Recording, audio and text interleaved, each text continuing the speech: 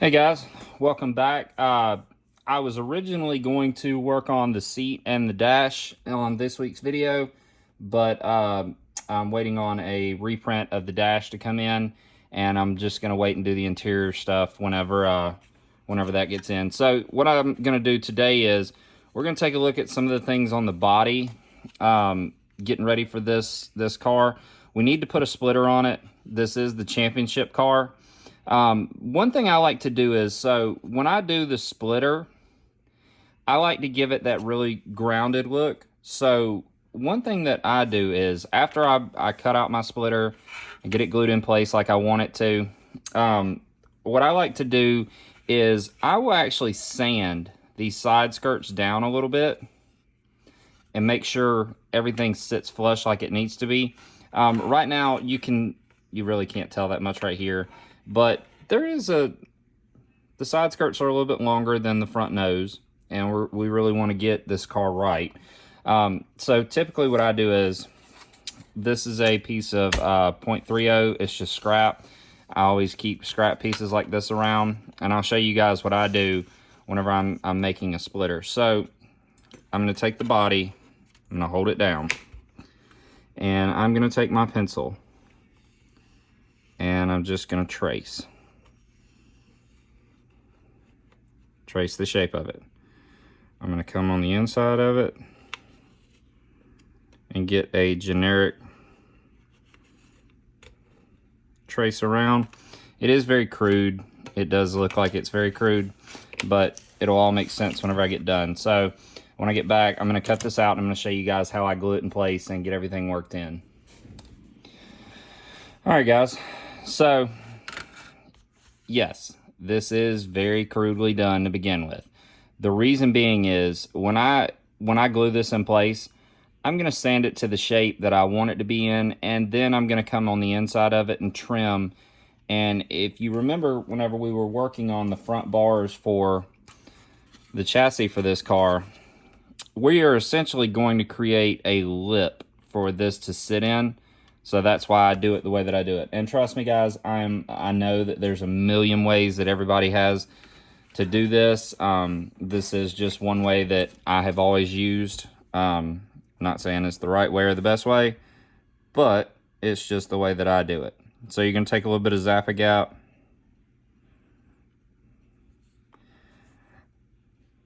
You're going to get some right on here.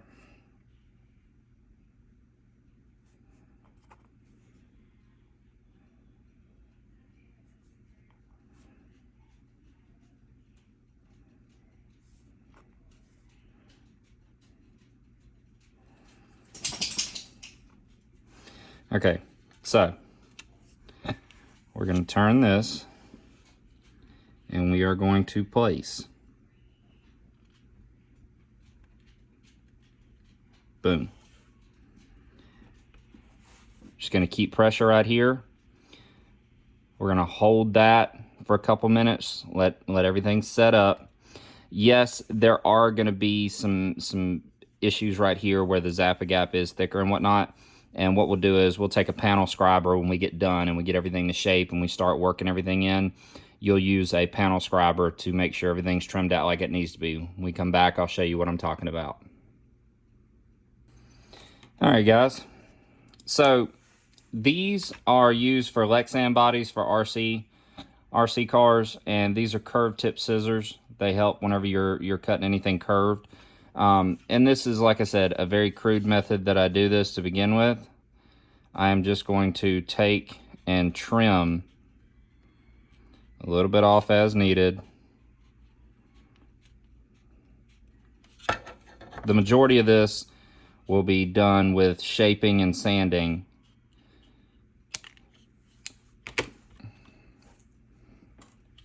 But as you can see, I don't like gluing my splitter on after the fact. So you see where we have this down here. I don't know why I left that piece of tape on here. Just take that right off. So what I'm going to do is I'm going to get this trimmed out right through here and leave a bit of a lip. If you can see down inside of the body right in here, you can see on this top portion, you want to leave a little bit of a lip so that front bar off the chassis literally sits inside of it. When we come back, I'll show you guys what it looks like all trimmed out. All right, guys, we can see it's somewhat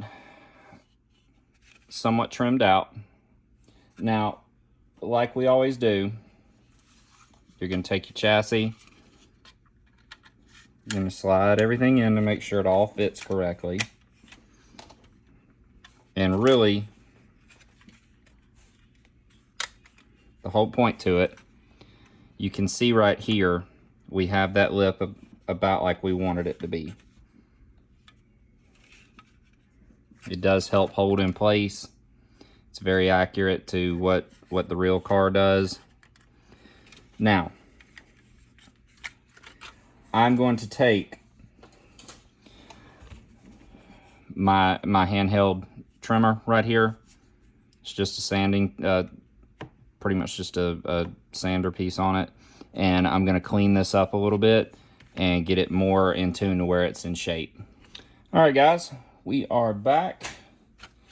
We have everything just about how we want it in here. You might have to do a little light sanding here and there. One thing that I did not mention and put on film is, so after I've gotten this super glued down, I take some of the Plasti-Weld and I drop some all down through here and brush it in good to make sure everything fuses together, because the last thing you want is the splitter to come off. Now, when I was talking about how crude the front of it looks, I like to sand it to the true shape of the nose. And what I do is I have this sander, this is just 600 grit. And what I do is I sand the nose and get the contour and just look at it down through here.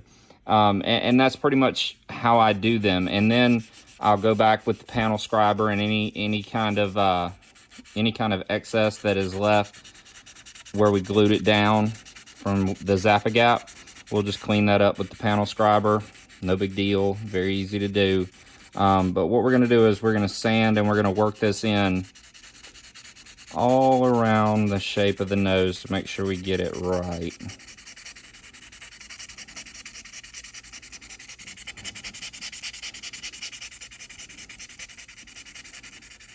All right, guys, if you'll give me a second, when we come back, I'll show you exactly how everything came out. I don't think anybody wants to sit here and watch me sand this for 20 minutes. All right, guys, we have it sanded out. We have the shape we were looking for. Now, what I was talking about was, and it'll be easier for me to represent this when you see it. So when you're looking at the body, if you see the side skirt, see how I'm flush here and there is a difference there?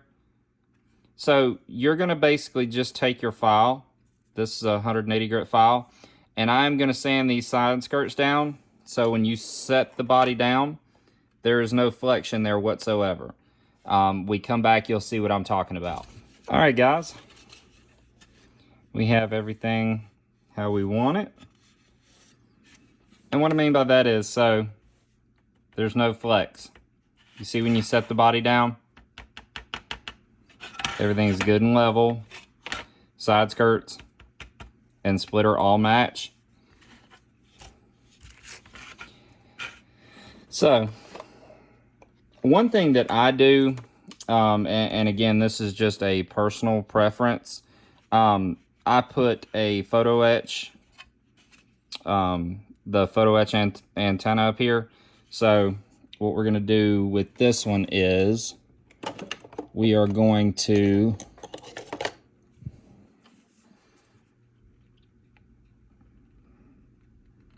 just cut it off.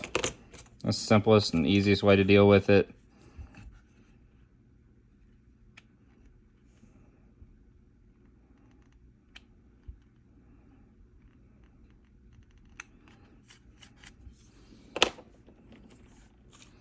.600 grit stick.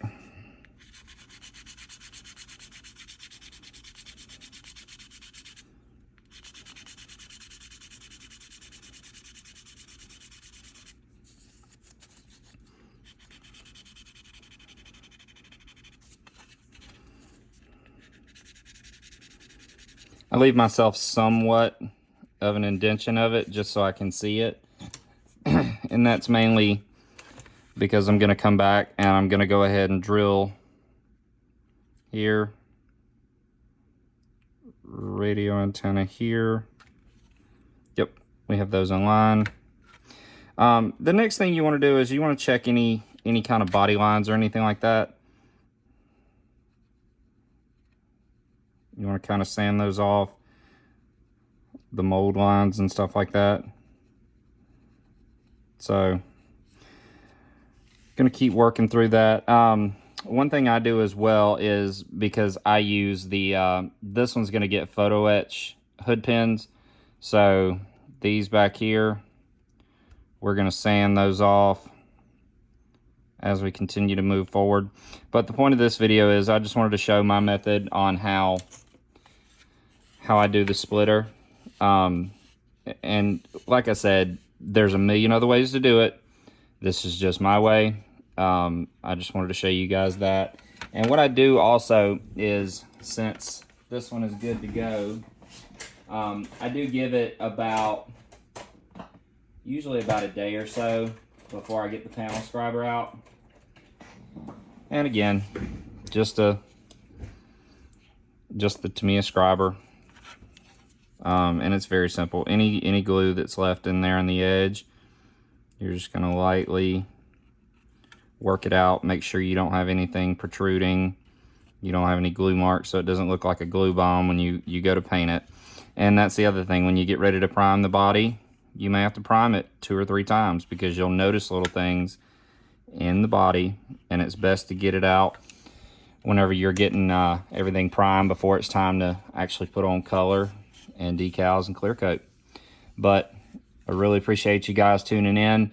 I do have a bit of some health stuff I do have coming up, but I'm hoping these videos will be more informative. And like I said, once we get the dash in from Jay's Model Car Garage, we'll move into the interior stuff, and also working to get where the radios are going to be placed. And the next video, while we're waiting on the dash, what I'm going to do is I'm going to get basically the engine parts and everything out, and we're going to sit down and I'm going to take a Sharpie and I'm going to mark everything that you have to drill out, and get it drilled out, get everything put together.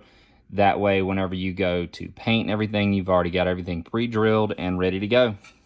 But thank you guys for tuning in, and we will see you guys in another week or so. Appreciate it.